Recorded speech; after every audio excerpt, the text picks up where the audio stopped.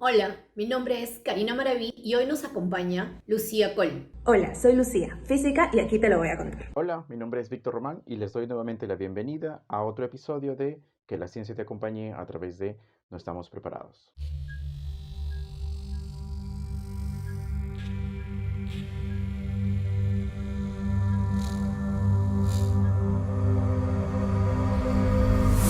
Y este es el Curiosidato de la semana. ¿Qué pensarías si te cuento sobre la accidental pandemia virtual que vivió World of Warcraft en el 2005 y que sirvió de estudio científico a los epidemiólogos? Pues sí, sucedió en un panorama que vincula el mundo virtual y el real. A partir de este juego, la gente adopta una identidad virtual conocida como avatar, el cual permite convivir e interactuar con otros jugadores.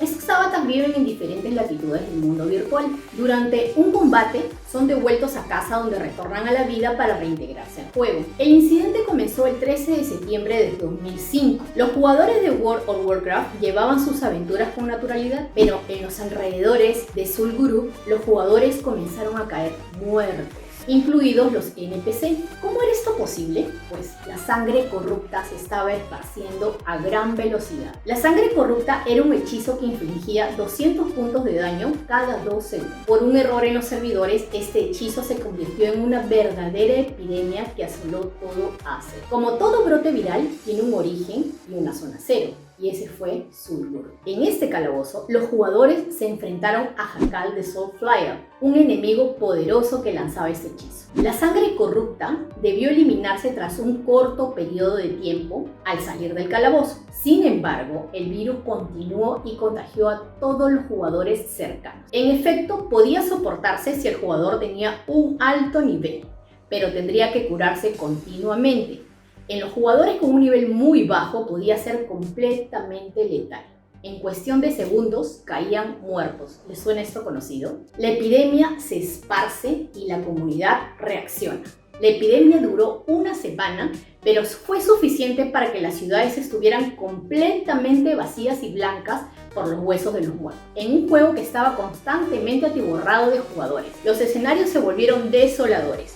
Curiosamente, los jugadores comenzaron a tomarse este suceso como un verdadero peligro para la integridad física y la respuesta fue variada, pero perfectamente extrapolable a lo que sucede hoy en día con el coronavirus. Algunos usuarios con personajes con habilidades sanadoras ofrecieron ayuda. Jugadores de bajo nivel escaparon a zonas no infectadas. Otros comenzaron a divertirse infectando a propósito y otros directamente evitaron jugar hasta que se arregló el problema. Esto último fue lo que pidió la compañía Blizzard, una cuarentena voluntaria que no logró sacar adelante, pues muchas personas no se lo tomaron en serio. Por ello, la desarrolladora se vio obligada a hacer un arreglo en las mascotas para que no pudieran infectarse por la sangre corrupta y así evitar más jugadores que continuaran sacando el virus de las mazmorras. Y tras un reinicio forzado de algunos de sus servidores, consiguieron eliminar la pandemia. La sangre corrupta abrió la puerta a un sinfín de teorías sobre cosas que nunca nadie se hubiera imaginado que podían suceder. Pero hoy en día parece mucho más real que entonces. Y es que extrapolándolo al coronavirus tiene todos los ingredientes. Cuarentena impuesta, grupos de riesgo que son los jugadores de menor nivel, asintomáticos, los PNJ, personas que no les importa contagiar a los demás, usuarios que ayudan con sus habilidades curativas, los sanitarios, las críticas a los gobiernos, etc. Tan sonado fue este incidente que en el 2007 el epidemiólogo Ran Balicer de la Universidad Ben Gurion en Israel utilizó este fenómeno de World of Warcraft en un trabajo académico en el que destacaba la importancia de este incidente para estudiar los modelos de propagación de enfermedades infecciosas. Tras este proyecto, muchos otros lo utilizaron para analizar este tipo de pandemias y los comportamientos de las personas en situaciones similares, como en el caso de la profesora Nina Pfefferman, que es una profesora de la Universidad de Tufts en Estados Unidos, o Eric Lofgren, epidemiólogo que lucha contra el coronavirus actualmente y que realizó una investigación sobre la sangre sucia en aquel entonces y quien habló con PC Gamer sobre el parecido de este fenómeno virtual contra la actual emergencia sanitaria que vivimos. Interesante, ¿verdad? ¿Qué opinan? Todos hemos escuchado hablar del bosón de Higgs, en series, películas, revistas y hasta en YouTube. ¿Pero sabes exactamente qué es y cómo se descubrió? Para entender el bosón de Higgs tenemos que entender algo que se llama el modelo estándar. El modelo modelo estándar es un modelo que describe a todas las partículas fundamentales y sus interacciones entre ellas. Describe partículas bastante conocidas como los electrones o los fotones y algunas no tanto como los neutrinos o los gluones. Está dividido en dos principales partes. Los fermiones, que son las partículas que componen lo que comúnmente llamamos materia. Le hace electrones o quarks, que componen nuestros átomos. Y los bosones, que son los que portan consigo mismo una de las 4 fuerzas fundamentales, aunque de hecho son 3. La gravedad en este caso no forma parte del modelo estándar. Hay 5 bosones en el modelo estándar. 1 para la fuerza electromagnética, 1 para la fuerza fuerte, 2 para la fuerza débil y 1 que es el bosón de Higgs. Cuando se planteó el modelo estándar había algo que no tenía sentido, y era que las partículas no tenían masa. Eso no podía ser, dado que los físicos hacemos ecuaciones matemáticas que describan nuestra realidad. Unas partículas sin masa no describirían la realidad en la que vivimos. Físicos de los años 60, Anderson, Broad, Englert, Higgs, entre otros, desarrollaron un mecanismo que generaría una nueva partícula que le daría masa a las demás partículas. Esto es lo que hoy en día conocemos como el mecanismo de Higgs. ¿Y cómo se descubrió? Tomó muchísimo esfuerzo. Fueron alrededor de 40 años de búsqueda. Requirió de la construcción del colisionador de partículas más grande y ambicioso que hayamos visto jamás. Y fue recién en el año 2012 donde se obtuvo la primera señal de esta partícula. ¿Y cómo así? En este gran colisionador de hadrones se colisionaron protones y núcleos atómicos a tan altas energías, pero tan altas energías, que podríamos decir que en el momento de la colisión los protones se desintegraron y se convirtieron en quarks, que empezaron a interactuar entre todos ellos y aparecieron un montón de partículas. Un montón de partículas pertenecientes al modelo estándar. Los detectores del CERN lograron encontrar en esa lluvia de partículas gigantes una partícula bastante especial que coincidía con la descripción del bosón de Higgs. Instantes después de esa gran colisión, todas esas partículas van a ir perdiendo su energía y se van a convertir en partículas más estables, como por ejemplo electrones. Así que se necesita muchísima precisión de los detectores para poder hacer esta detección. Y así fue como descubrimos el Higgs.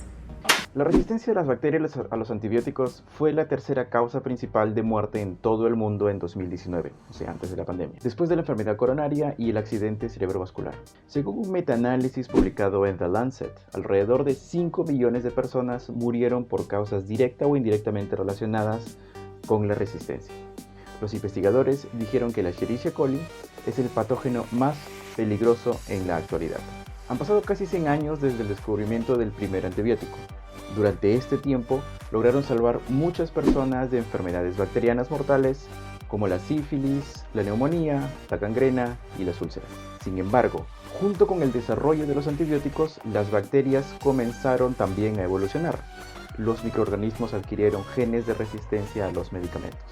Por lo tanto, las enfermedades que podrían curarse fácilmente con un ciclo de antibióticos se están convirtiendo nuevamente en una seria amenaza para la vida.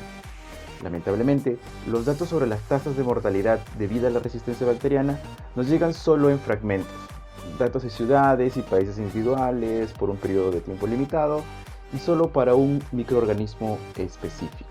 Ahora, un equipo de investigadores dirigido por Mohsen Nahabi de la Universidad de Washington realizaron un metaanálisis de las muertes en 2019 por 23 patógenos en 204 países. Los científicos obtuvieron datos en encuestas científicas, hospitales, agencias de vigilancia y otras fuentes que abarcan más de 400 millones de registros. Esta información se utilizó para construir modelos predictivos que se utilizaron para evaluar el impacto de la resistencia a los antibióticos en estos países. Se estima que alrededor de 4.95 millones de personas murieron en todo el mundo en 2019 a causa de una infección resistente. De estos, alrededor de 1.27 millones de muertes fueron causadas directamente por la propia resistencia. La zona más afectada por este problema fue el África subsahariana, donde alrededor de 27 por cada 100.000 muertes fueron por estas causas. Las causas más comunes de muerte fueron las infecciones de las vías respiratorias, la sangre y las cavidades abdominales. Al mismo tiempo, la mayoría de las infecciones fueron causadas por solo 6 bacterias resistentes: E. coli, Staphylococcus aureus, Klebsiella pneumoniae, neumococo, la Acinetobacterium de Baumann y la Pseudomonas aeruginosa. Los investigadores compararon sus estimaciones con los datos existentes sobre las causas de muerte y clasificaron la resistencia a los antibióticos en el tercer lugar después de las enfermedades coronarias y el accidente cerebrovascular. Entonces, esta razón logró eludir incluso al VIH y la malaria. En el artículo, los científicos proponen varias formas de combatir la resistencia. La primera es prevenir la propagación de infecciones en los hospitales, implementar el saneamiento del agua, la vacunación, limitar el uso de antibióticos en las granjas, no usar antibióticos en el tratamiento de infecciones virales, un problema muy común acá en Perú, y invertir en el desarrollo de nuevos antibióticos y en el suministro de antibióticos de segunda línea, o sea, antibióticos mucho más fuertes. No se olviden suscribirse y darle clic a la campanita. Esto fue Que la Ciencia te acompañe. Hasta el siguiente domingo.